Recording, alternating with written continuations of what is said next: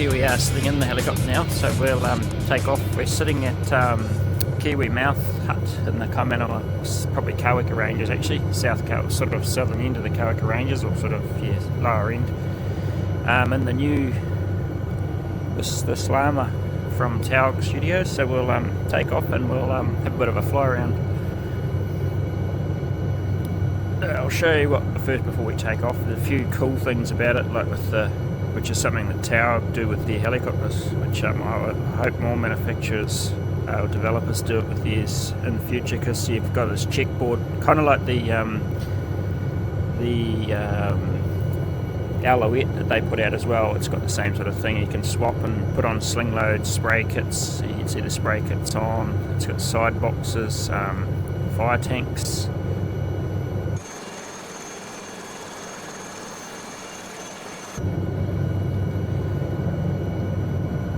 What else we got? We could turn some of the stuff. There's a little bit of a glitch with it, so it's not working. A bubble door seems to have. I think it's on the outside view. You can see it. So pan around. So where you're doing sling loading ops, you can lean out, and you've got a glass door there. Glare shield on the panel. I prefer it off. There's engine covers. Yeah, this is another cool thing, which is pretty neat. If you're on a concrete apron, you can actually put down the wheels, and you can then use these arrow keys to move the helicopter in and out of the hangar or around on the apron to where you're going to take off from. It's got a searchlight, and then you can obviously make it a little bit easier. There's also like an easy flight model type thing in the folder that you can install with it as well if you're learning. But I've just kept it on this because it's slightly easier to fly than the Schweitzer 300, but it's definitely a handful. Like, it's a little bit trickier than like the S350 and stuff. You've got the RPM governed down here. It's already running. Got good startup and shutdown sounds though. So we'll take off and go for a look through some of the Kaimanawas and the Kawikas while we're having this thing a bit of a test out. So sort of unpause everything, get my joystick set up here. It's a little bit, that's one thing I think is might have too much pitch still applied to the rotors even when you're sitting on the ground. I mean, I know we're at flying RPM, but it's the stick is so, like, you only just touch it and you just about roll over on the ground. Like it's not fully settled on the ground. And I've checked my recalibrations on the collective, and it's not that, so it's just something I might fix, hopefully. Yeah, I'm a bit wobbly here, haven't flown it much yet. So this is Kiwi Mouth Hut, so we'll just take off out of here, and we might head north and head up to whatever huts are up this way. This really is a hands-on helicopter. You can't really take your hands off anything in it, pretty much. It very much reminds me of flying something in X-Plane or DCS, just with the probably quite a lot like the Gazelle in DCS, if you've flown that. Just a nice early morning flight, real world weather on, so it looks like it's nice clear morning, but a bit of cloud round to the north there. But the visibility in this thing is just next level. Like, and the wear and tear, that's one thing I really like with the Taog Studio stuff. Like, it's like, you just look at the inside, the scratches on the perspex when you see it on certain angles in the sun. I'll just come around, come across this gully. Just all that little bit sells the whole thing. They're not super clean like the Council ones where they look like they're just rolled out of a showroom, which is like good on some things if that's what you want. But like for a backcountry sort of pilot, you really like, it's just cool just having that little bit of extra wear and tear on things. It makes the experience a little bit more believable, I think.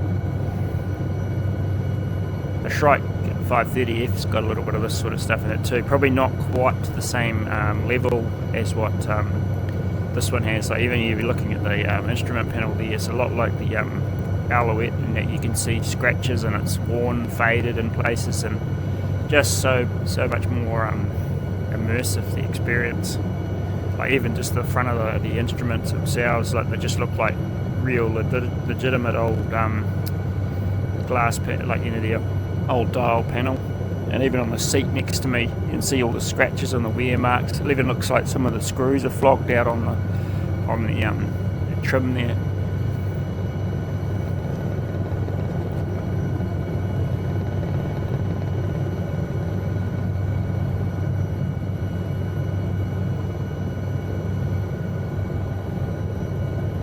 I'm not sure where these huts are, so I'll just keep flying up.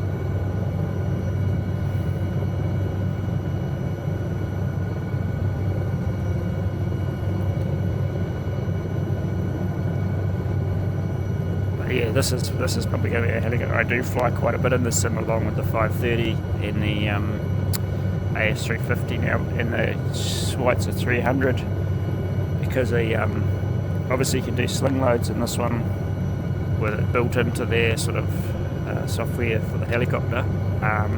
You do, I think you can lift boxes and you can lift a monsoon bucket, and I'm pretty sure I've seen a video where it's actually coming out like drops water, so I'll have to have a play with that, maybe do a video using those features at some stage. So I think that's rocks ahead down below us, so I'm just going to I'll spiral off to my right here and get down into the valley, dropping out of the sun.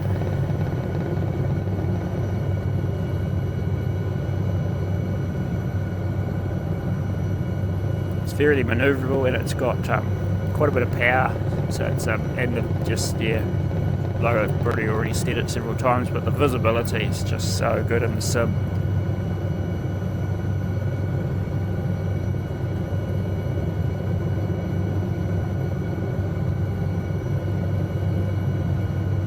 There's a few little bugs with it. I think they're probably going to fix them within the next wee while, I'd say, because like if you look at the string on the front outside of the windscreen there, it's moving, I think, in the correct sense, like which way the helicopter nose is pointing, but it's pointing straight ahead rather than coming away from the wind. So that's something, obviously, that's just a little bug.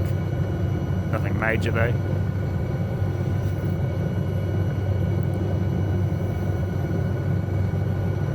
So we're coming up on rocks ahead, hut and bivvy just ahead.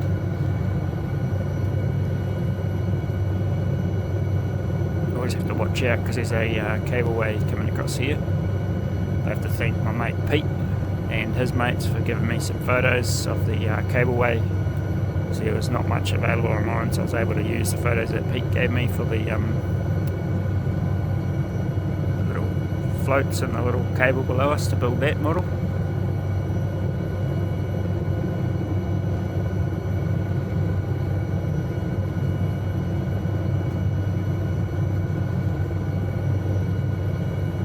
See if we can actually set this thing down in here or not.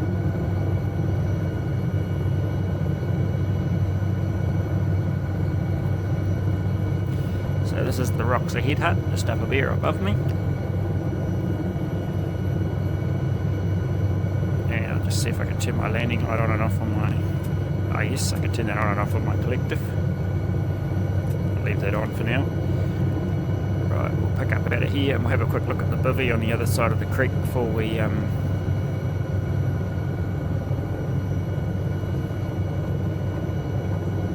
out of here.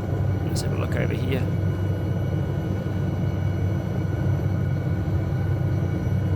And there's the rocks ahead bivvy just in the little bit of a clearing on the other side. So we'll climb up out of here to the north now.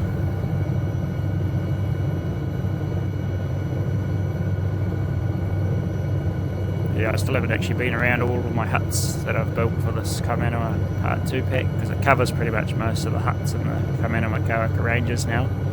And this week I've been working through and I'm just going to tidy up the first Kaimanawa pack and just bring some of the huts up to the same standard as this pack I've just put out.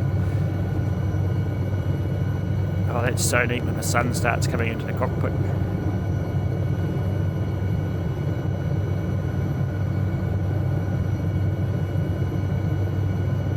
So with the Kaimanawa Part 1 and the Part 2 packs together, there's probably sort of in excess of around 70 something huts and helipads, probably more like 80 something you can actually fly around to and land all through the Comino Ranges. It's my favourite area to fly in the sim, as you've probably noticed. A lot of my videos take place in here.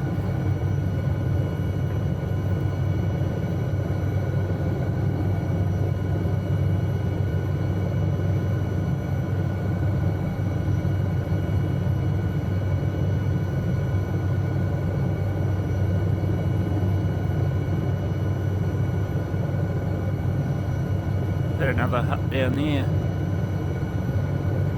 Does look like it. I'll go and have a look.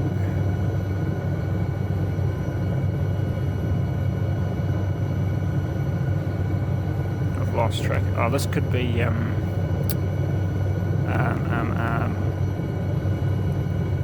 no, Waparua hut or something. I think it could be. It's in a bit of a clearing, so I'm going to have to try and... Oh, maybe it's not actually. I'm not sure what this one is. This is another one. It's a bivvy by the look of it. Looks pretty tight.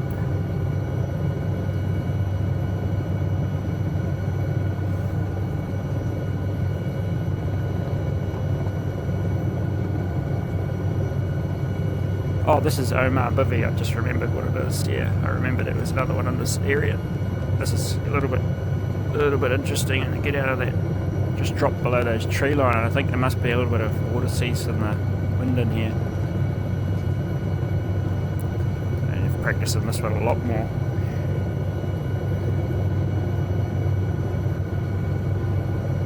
But it's just so much more fun to fly when there's a little bit of you can't just relax flying it, you've just got to fly it the whole time. It's just kind of a cool challenge.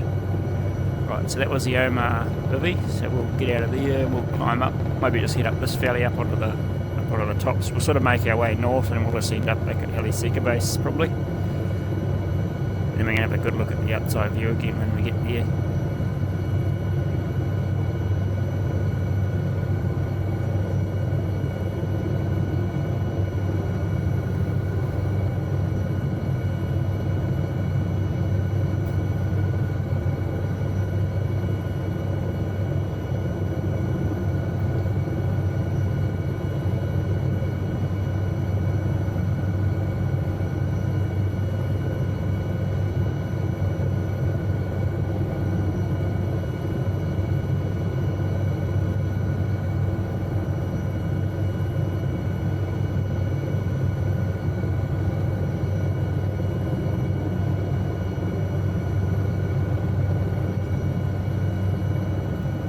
So cool with that sun just coming up and up to the east there.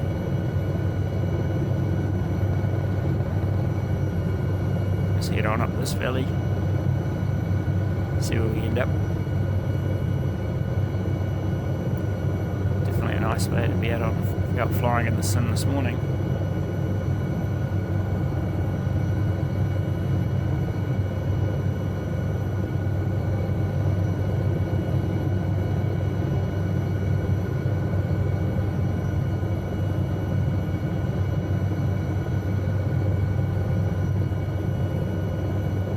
Try and do a video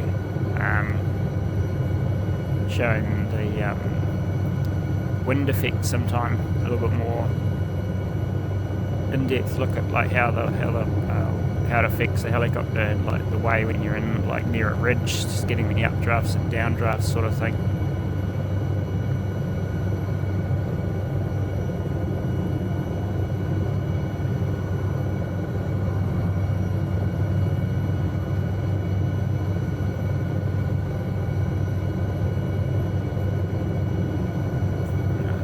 Players around. Got a plane out to the north way. It's probably up near Auckland somewhere, I'd say. 737-800, I think it is.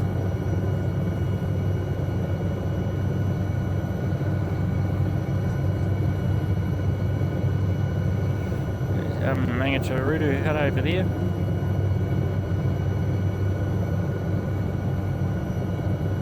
that'll be Te Puke Tops out to the left there. We might just quickly blast across to Te Puke Tops.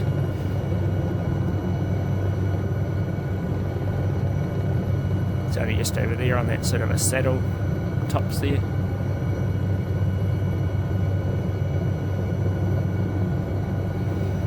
A little bit hazy this morning actually, it's quite cool that it's sort of showing that, because normally you can see the mountains quite clear if it's a good day in the sim, but the fact that it's actually just hazing them out a bit's quite realistic.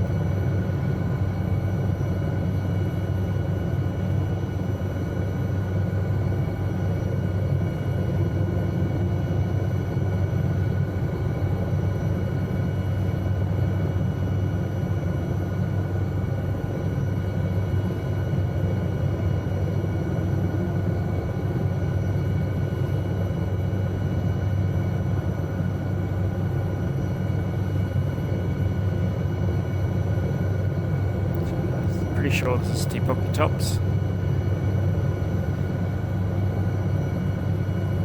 It's got a little bit of a helipad just up on that sort of a ridge just above the hut, and I'm pretty sure there's a bit of a wooden platform there, so we'll start coming around, do a bit of an approach into it. Can't guarantee the landing's going to be too good because it's a bit of a tight spot to land on too, this one.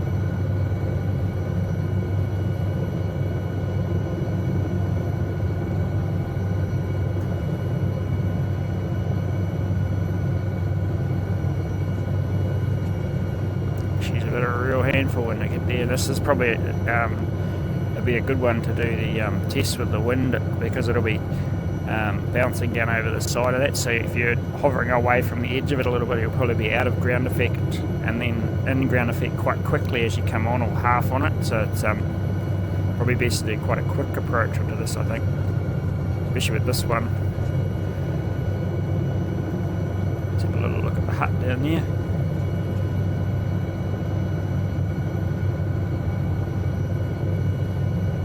Te Puke, pretty sure it's the Te Puke Tops hut.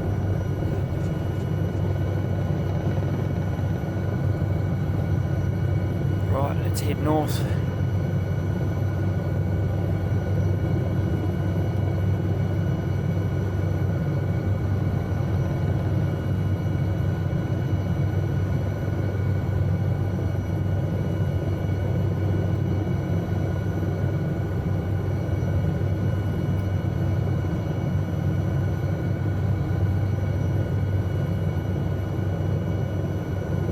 Work out which way it is to the Helsinki from here.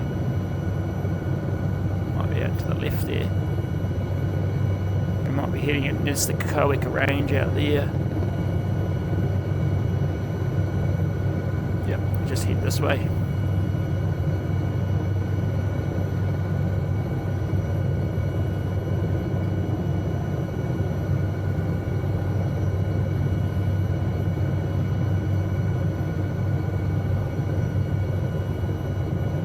That'll be the Boyd Valley, where the Boyd is, out to the left over there, back towards Narrahoe.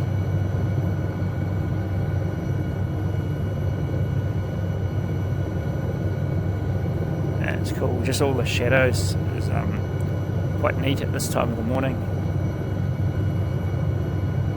Especially on a clear, nice day like this.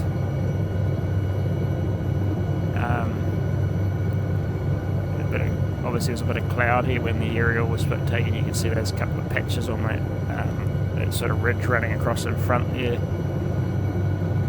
and they've just sort of replaced it with some random texture.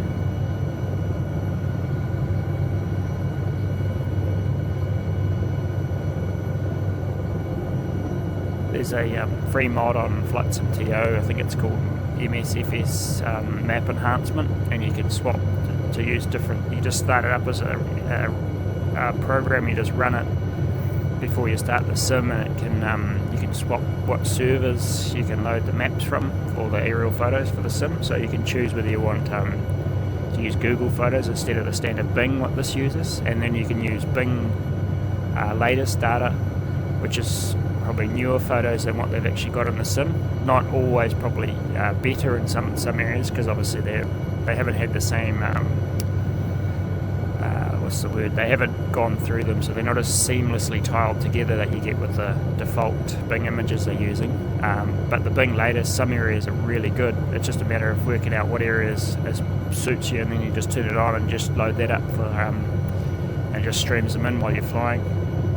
So I've yet to play with it. I think it's got a whole selection. There's Arcus as well, which has got some really high resolution aerial photos. It's a lot more patchier than this, so you'll see straight lines through the scenery where it swaps from one photo to the next. But I had a little bit of an experiment the other day just to test it, and it looks really good in some areas. Like the coloration is a lot more believable. Like on some of the tops through the Kaimanuas here, there's big patches that look a lot more real, so I have to do a video with using that at some stage just so you can see the difference. The Mangaroa down below us out to the right there, and then looking across into the Otapua, where we're just dropping across East Creek as we head up the Poronui Valley.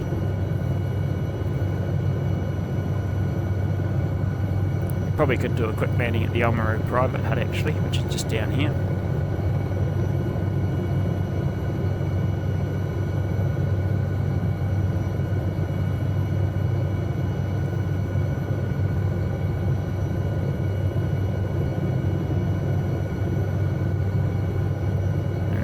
Back at Seeker, and that'll be us done.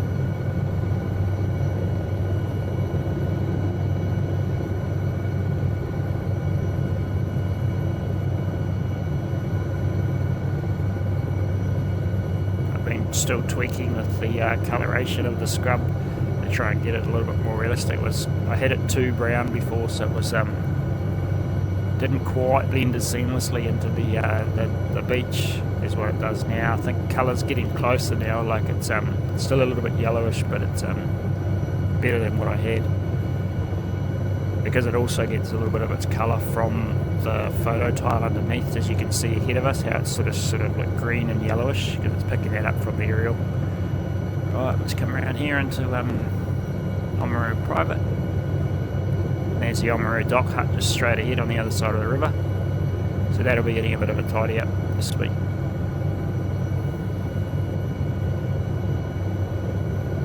Looks like HWB's there parked up.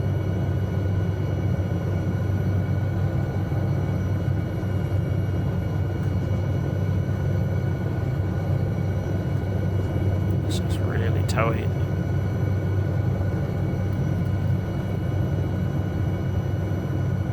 A couple of people wandering around. Right, and there's the hut just there. So, we'll get into it and get off here.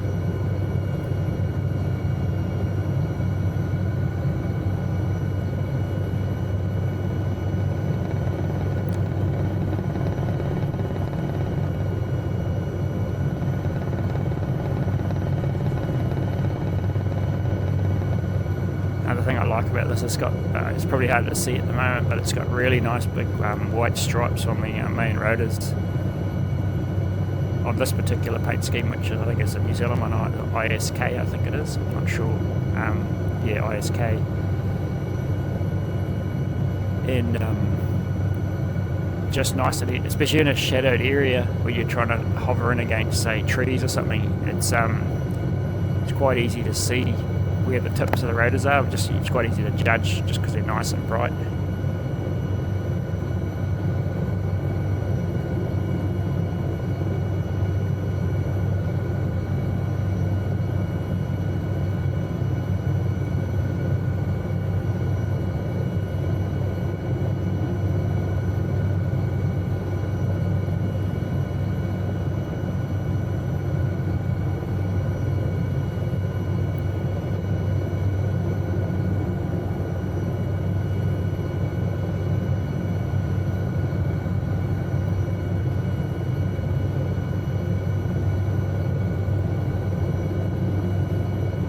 so cool if something like, if Taogs did something like a 500D or a C, because the attention to detail is awesome.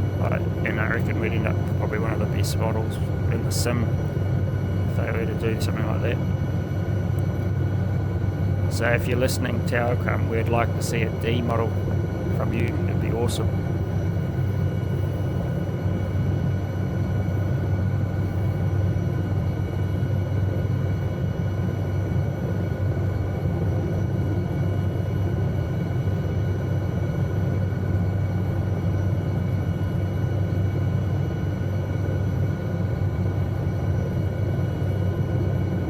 Never have too many Hughes 500s in the sim.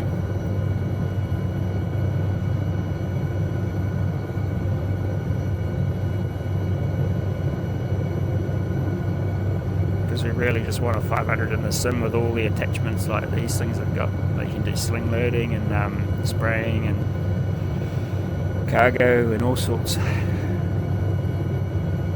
Be awesome.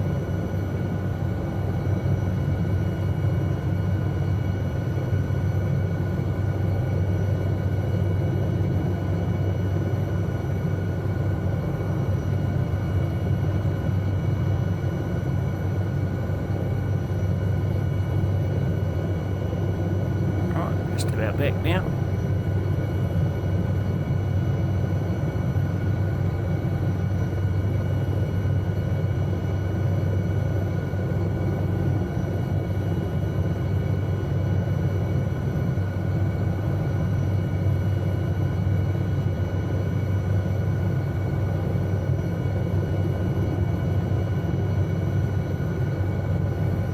As you can see, just in this little patch just up here, shows up real easy today because it's a nice day and it's clear. That patch just out to the right there is obviously was a patch of cloud right over that when they did that aerial, because it's just generic paddock textures that have just been put there, and it doesn't quite match in. So if you take note of that, I'll try and fly over the same area in the next video next week or something, and I'll run that MSFS map enhancement with a different, something like ArcGIS or Google on, so you can see the difference.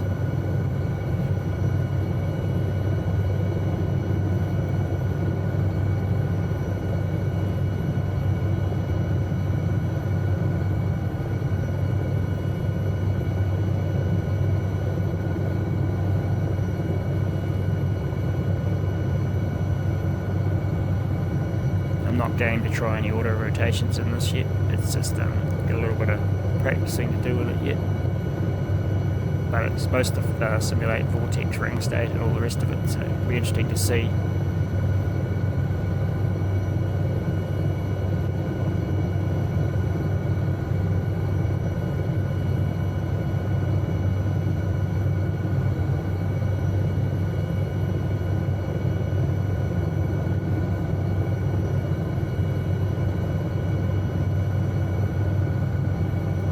Dial my controls in a little bit better for it too, probably. Maybe I need to play with the sensitivities, because I seem to be just struggling a little bit behind it when I'm in the hover.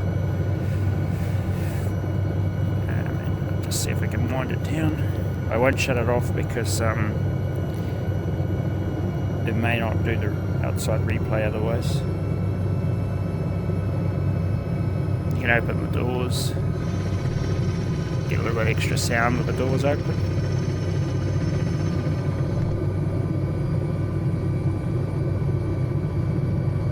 It's just removed, or actually it doesn't open it.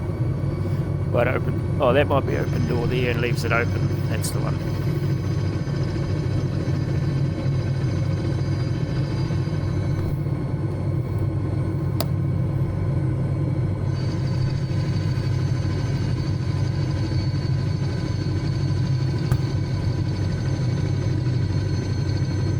Shut the door.